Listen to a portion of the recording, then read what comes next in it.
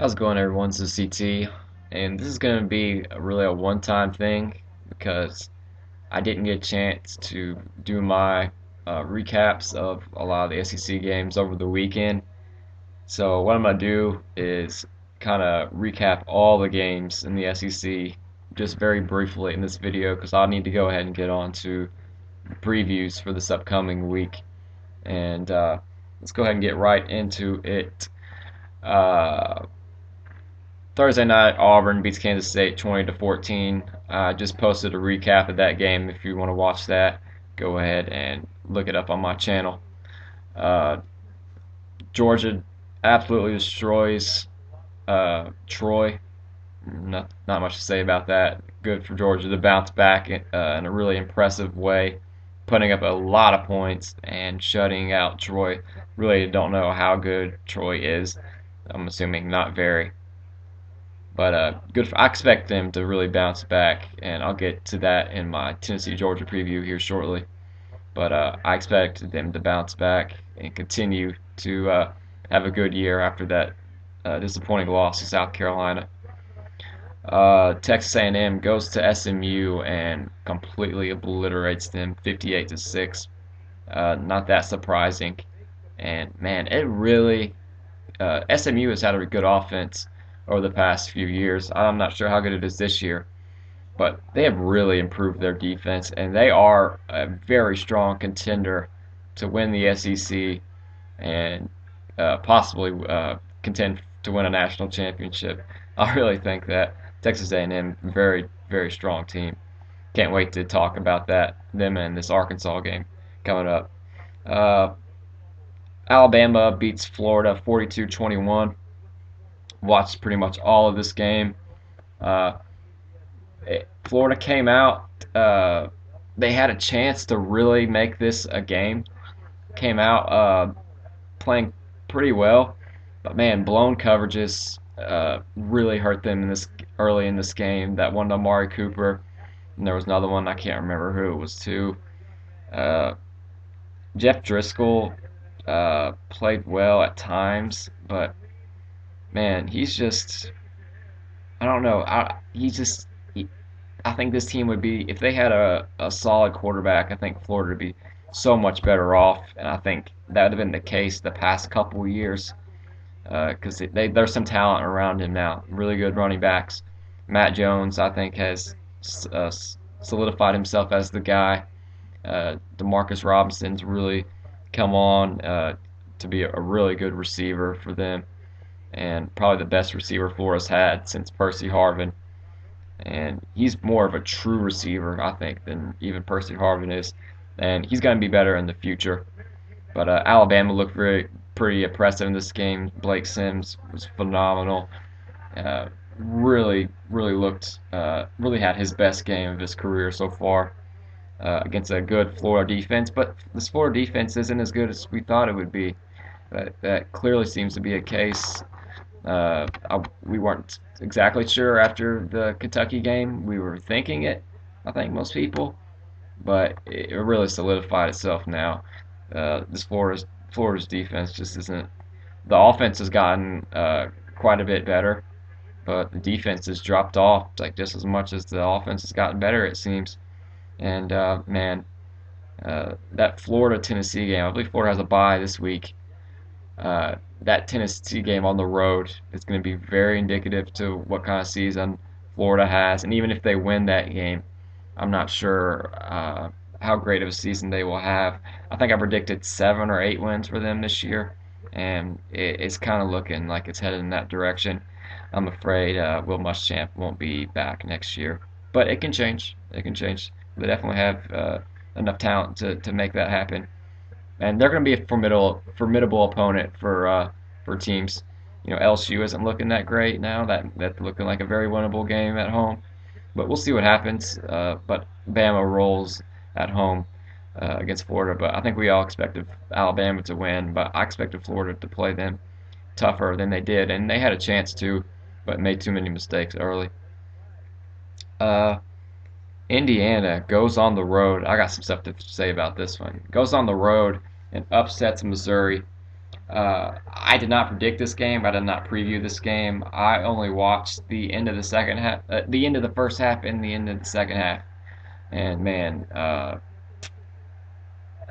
was very down on Missouri coming into this year, and this really, and I got a lot of flack for that on my uh, Missouri preview video that I made in July, and uh, I'm not looking like a complete idiot now. It seems, you know, they're not gonna. I don't see them having that great of a year, and they really didn't impress me over the first couple weeks. And man, this was a very bad loss for this team and that program. Man, Indiana has not been good, and looks doesn't look good on the SEC. I know it's just one team. It's not like the SEC is overrated or something because of this game. But I thought Missouri was way overrated, man. Um, and they were Missouri and Indiana kind of play similar type of ball, and Indiana was really had a game plan, and they were ready for Missouri offensively, and they knew what to do defensively, and they have a pretty solid running back. I can't remember his name, but man, the Big Ten goes on the road, and not a top Big Ten team either in Indiana. Go on the road and get a win against Missouri. And it's going to be tough for Missouri as they head into Columbia, South Carolina this week, which uh, which brings me to my next game.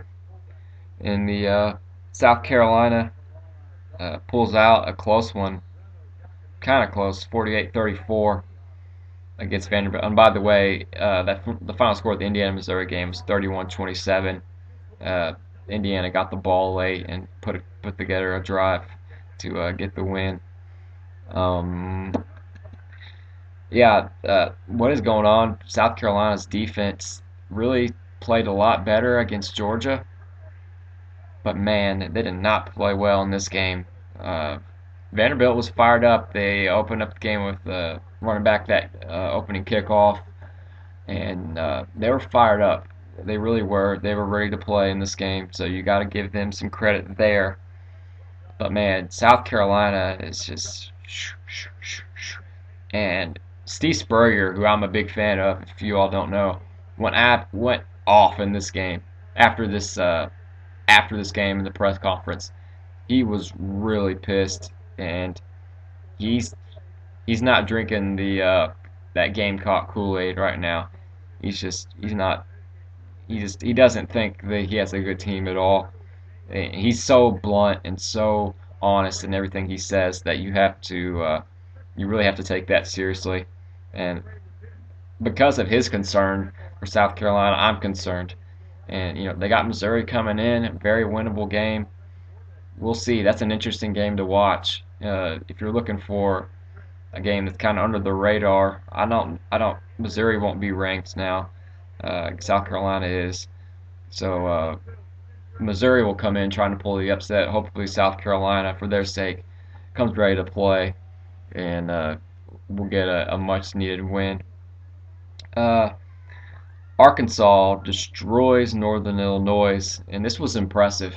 Arkansas is. I saw it in the Auburn game in the opener, and I also saw it for their past two games. Arkansas is a lot better than I thought they would be. I'll be the first to admit that.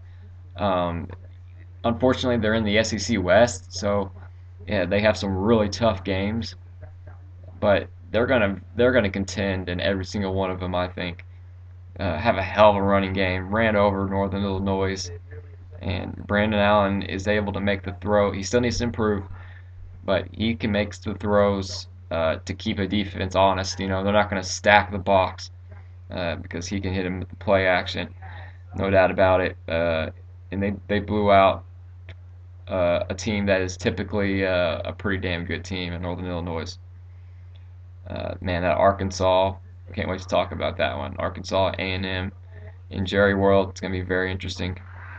How about this one? The grand finale. Mississippi State goes on the road and beats LSU I knew this was going to be a tough game for LSU.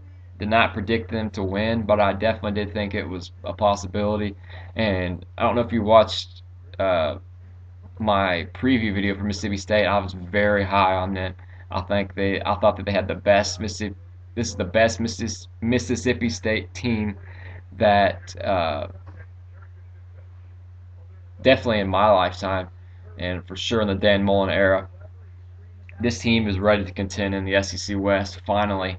I'm not saying they're going to win it. I really don't think they will, but very solid team. Dak Prescott is a very good all-around football player. He can throw, he can run, really causes some problems for the offense.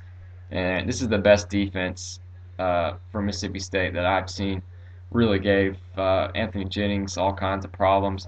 They couldn't run the ball that effectively. The score, 34-29, is not indicative as to how one-sided this game really was. That came late. Give LSU credit because they did not quit. I would not expect anything less from a Les Miles coach team, but it's crazy. They could have won this game. They had that bomb to the end zone at the very end, and man, that would have been crazy. But Mississippi State goes to Death Valley and picks up a huge win, biggest win of Dan Mullen's career. No doubt about it, as they are 4-0, and man, it's going to get interesting to see how this SEC West and East plays out. It was a very interesting week in the SEC, um, but I think that's even a bigger card coming up this Saturday, and I can't wait to talk about the games. If you're interested, come back and join me. But that's it. Y'all take it easy, and I'll see you next time.